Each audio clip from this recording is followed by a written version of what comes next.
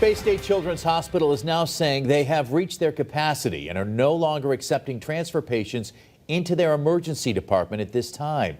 Thanks for joining us, everyone, on this Thursday. Welcome to Western Mass News at 6. I'm Chris Pisano. And I'm Mary Wilson. Western Mass News reporter Kristen Burnell joins us live after getting answers. Kristen?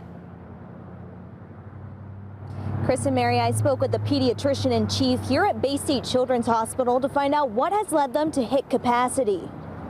RSV started rising rather steeply in the middle of September. We had the highest volumes in the Children's Hospital in September than we've ever seen. Pediatrician in chief at Baystate Children's Hospital, Dr. Charlotte Boney, tells Western Mass News their emergency department has hit capacity and are no longer accepting transfer patients from other hospitals. For most of this week, we've been closed to outside transfers because we are at capacity of our acute beds as well as our intensive care unit beds. With Baystate currently not accepting transfer patients from other hospitals, alternatives are limited for people in Western Mass. In New England, we're all seeing this surge in respiratory illness and RSV. So there are very few acute beds or PICU beds really in New England.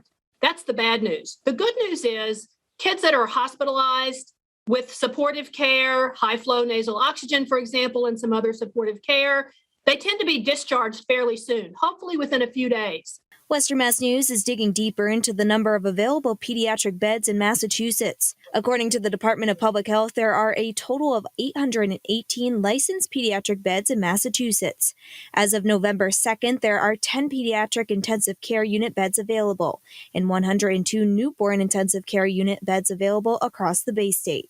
The Department of Public Health tells us in a statement in part, quote, "The Department of Public Health is collaborating with the 5 children's hospitals with PICUs across the Commonwealth regarding capacity constraints in pediatric ICUs and other acute care settings and meets weekly with all hospitals across the state." And Dr. Boney is sharing this message for parents. Just because we're full right now and because of our ICUs are full, please seek emergency room care if your child is having trouble breathing, and talk to your pediatrician about what signs to look for when you really should seek emergency care.